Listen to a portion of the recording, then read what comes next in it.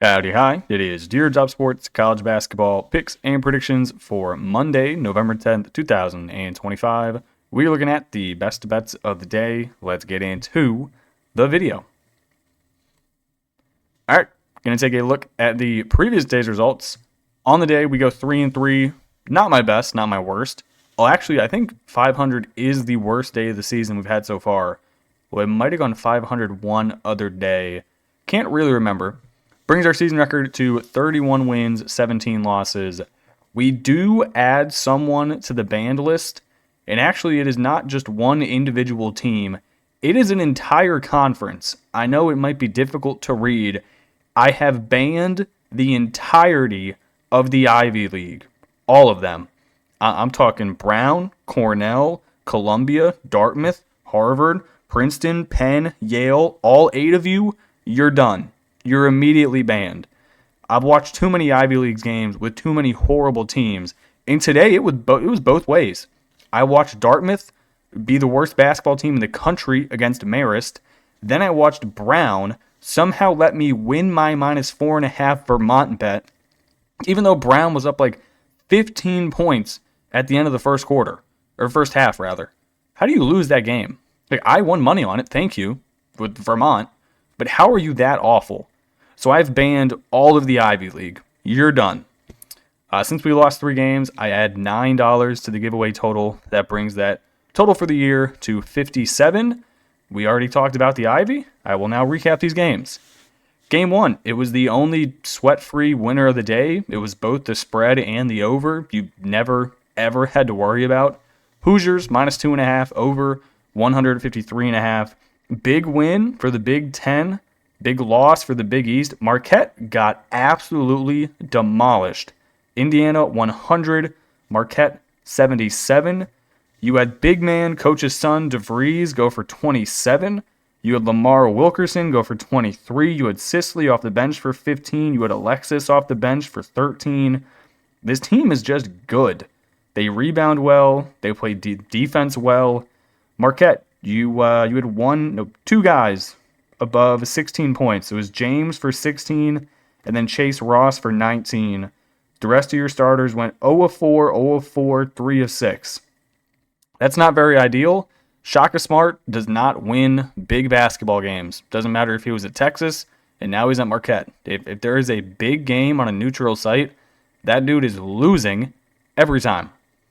Now we get to the Vermont bet. This was as good as dead the entire game, and I guess it technically does depend where you get the number at.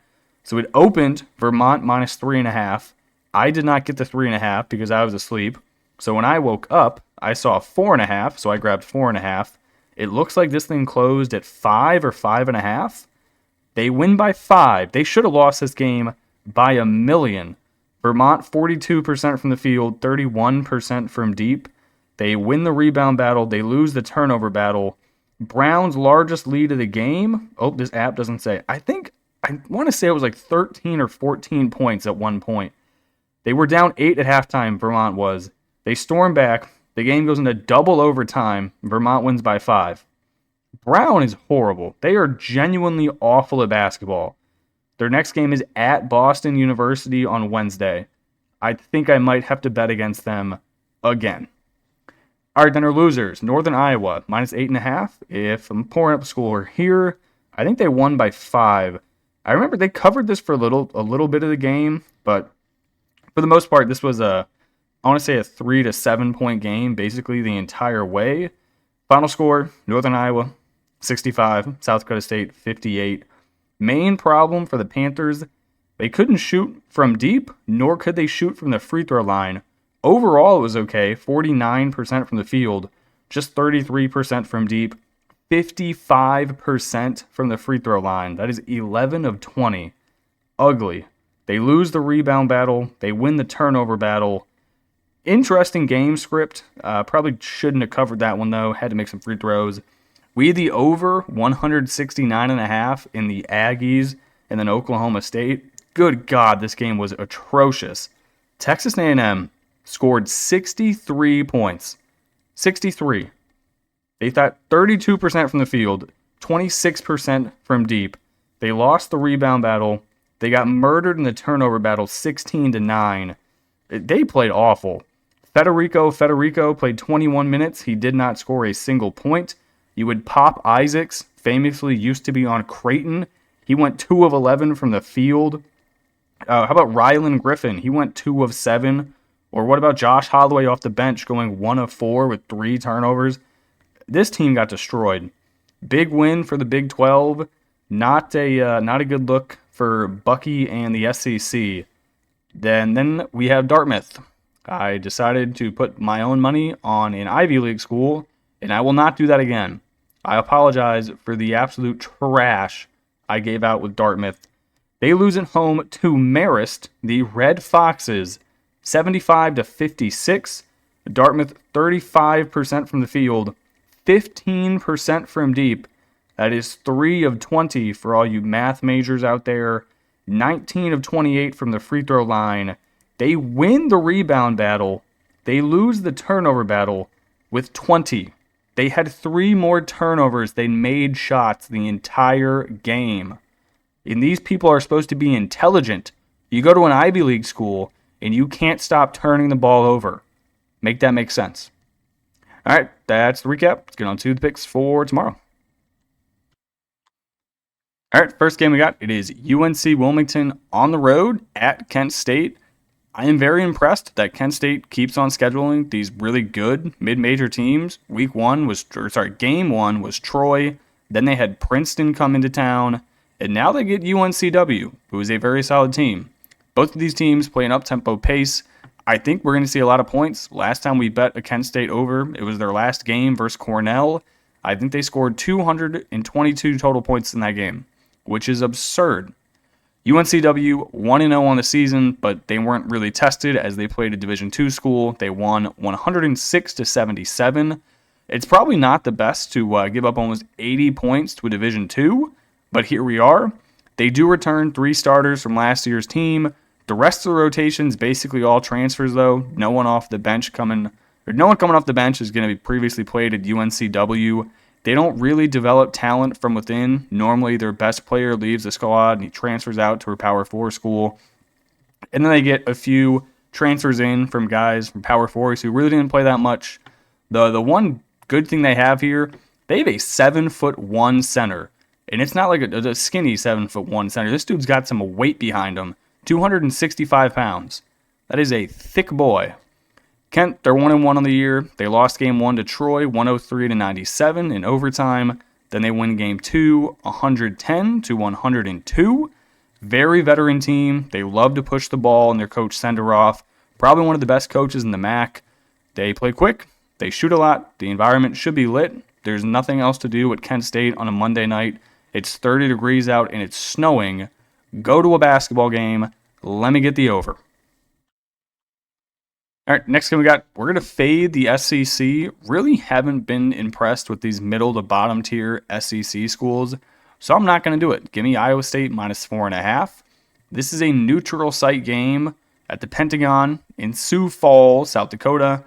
In the regular season, normally you do not want to bet against Iowa State. They are fantastic at winning these games by the spread, by the way, with Alselberger.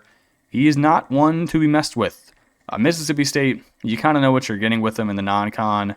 Their defense is going to be solid, but the question is, can they actually put the ball in the hoop? And the answer is, I don't know. They've played one game this year, Mississippi State. They won 86-62. However, they won the rebounding battle by 17 against North Alabama. They shot just 43% from the field, 29% from deep. Going up against a team that physically will be able to go and battle with you, unlike North Alabama, you're not going to be able to win this game shooting 43% from the field and 29% from deep against Iowa State. That's just not going to happen. This Iowa State team, they returned 3 starters from last year, 2 of them being Momcilovic and Trey Lipsy, their point guard. They bring in a big man, power forward transfer from UVA, like 6'10", tall-ass white dude, can shoot it from deep. That's a good get. And then they have this really young freshman from France. He's played professionally overseas for 2 seasons, so he should bring a lot of experience to the team from the Euroball side of things. This team is good. You simply back them. Also, technically, neutral site game. But realistically, I think the Iowa State fans will travel. It's about a 3.5 hour drive from Iowa State. It is a 15-hour drive from Mississippi State. So I would assume the Cyclones have the crowd in South Dakota. Next game, this one's going to hurt, but we're going to do it again. Give me TCU and the Horned Frogs minus 17.5. They have to win all of their next bye games by 100. They lost their first game of the season to New Orleans at home. They just have to win all these by a million. Lamar, they are 1-0. They beat the brakes off of a D2 school 93-53. They returned the most amount of production in the Southland Conference, which is not exactly ideal for us laying 17.5, but we're going to do it anyway. 4 out of the 5 previous year starters return. They also bring in a solid JUCO transfer who is top 75 of those ranks to fill in their small forward spot. I'm not going to lie, Lamar's a good team. I just have to lay the number with TCU. Jamie Dixon and these boys need to win. They won their second game of the year, 104-63. We took them on the spread against St. Francis. That hit. They have to win. Period, point blank, end of story. You back them until they don't. Give me TCU minus 17.5. All right, next game. This is a fantastic game. Probably one of the games of the night besides Mississippi State and Iowa State. It is Western Kentucky versus Eastern Kentucky, a battle of Kentucky Fried Chicken. And for some reason, I don't have a spread on this game. I've looked on multiple books. I have an option to bet Presbyterian and Georgia State, but I don't currently have a line for WKU versus EKU. Why? Who is making these decisions? It makes no sense. Western Kentucky 1-0 on the year. They beat Tennessee Tech 82-70 in their first game. This is year 2 of Frank Polona as head coach. We should be expecting more this year than they did last year. Not really the most impressive year of year 1 for him, but kind of expected in first-year coach. They bring in some pretty solid transfers. North Texas, McNeese State, those two guys, also two big guys, 6'9", 6'8", both over 240 pounds. They're going to have to find some production from their backcourt. That is the question mark. They have some low major guys transferring in and a freshman expected to come off the bench. So a little bit of question marks there. But Eastern Kentucky has even more question marks. At the helm, you have A.W. Hamilton. This is his 8th season at Eastern Kentucky as the head coach. They're 1-0. They beat the tar out of a D3 school 122-60. They only return 1 starter from last year's team. 3 starters are underclassmen. 1, a true freshman who is 5'9". This dude better be the next Mo Williams. How are you a true freshman but starting at 5'9"? And he's probably wearing shoes. He might be 5'7.5". That is a lie. How are you a starting point? This dude has to be the second coming of Jesus Christ. But I don't think that's going to end well. You start 3 underclassmen. You only have 1 returner. Yes, you're at home. Yes, I don't know the spread. I'd imagine EKU is going to be like minus 2.5. So we're able to get Western plus 2.5 would be great. Whatever the spread opens at, I'm going to take it. Whether they're laying or catching points, I imagine it's close to a pick 'em. Give me the Hilltoppers, whatever it is. All right, now here's another really good game. South Carolina State versus North Carolina A&T. Now you may be a little surprised because SC State is currently on the banned list. This is their first opportunity to get off of the banned list. Normally, when the banned list has open spots on it, the opportunity to get off comes when I bet against you as a team. So if South Carolina State covers whatever this spread is, they will be taken off the ban list. If North Carolina State covers, South Carolina State will remain on the ban list with the little extra add-on to their logo in the ban list. SC State, they're 0-2. They lost their first game of the year to Louisville by like 57 points. That is the reason they're on the list. And then they lost on the road to Samford, 82-72. This is their 3rd road game in a row. There might be a chance the boys are starting to miss home a bit, get a little bit of tired legs. Biggest problem for South Carolina State, they can't shoot. They have a bunch of really athletic guys on the team, and I'm sure they're great in the gym, but that doesn't matter when you shoot 22% from deep and 33% from the floor in both of their first 2 games. Those are the averages. How are you shooting 33% from the floor? North Carolina A&T, 0-1 in the season, but they actually played well against their really good opponent in South Carolina. They lose 91-72. This team is massive. I'm talking just like behemoths. They have 4 starters who are over 6'5". 2 of them are both over 6'10", and their point guard is 6'3". Home opener, they should roll. I'd imagine they open -4, -4.5 maybe. I think they're the better team. Hopefully it's less than that. Maybe I can get them like -1.5 would be great. But whatever they open at, I will take them. All right, now we're going to finish it up with the games I almost took but couldn't really get there on. It was Fairfield plus 12.5 at Seton Hall. Really don't know how good this Seton Hall team is. Fairfield looks great. They held they held their own against Penn State, and they lost that game by 5 or 6. They won on the road at NJIT by 20. Just not really sure what the Seton Hall team has. This will be the game that actually proves, is Seton Hall better than last year, or are they horrible? Next one's Indiana State plus 2.5 at Suey. I like the Sycamores. However, Southern Indiana University Edwardsville is 2-0 so far this season. I like the spot for Indiana State. Kind of a big brother angle. Go in there, show them who's boss. Not comfortable enough to catch the 2.5 though. I think I'd need closer to 4.5 or 5. Then finally, Grand Canyon minus 18.5. I almost put this in for the North Carolina A&T game instead, but I decided not to. NIU is horrible. I mean, they are absolutely disgusting at basketball. Grand Canyon's supposed to be really good this year. I'd probably lay that number to 22 or 23. For video purposes, though, I felt the South Carolina State angle was better. I will be putting money on Grand Canyon minus 18.5. All right, that's going to do it for me in this video. I appreciate you guys watching and tuning in, and I will catch you in the next one. Peace.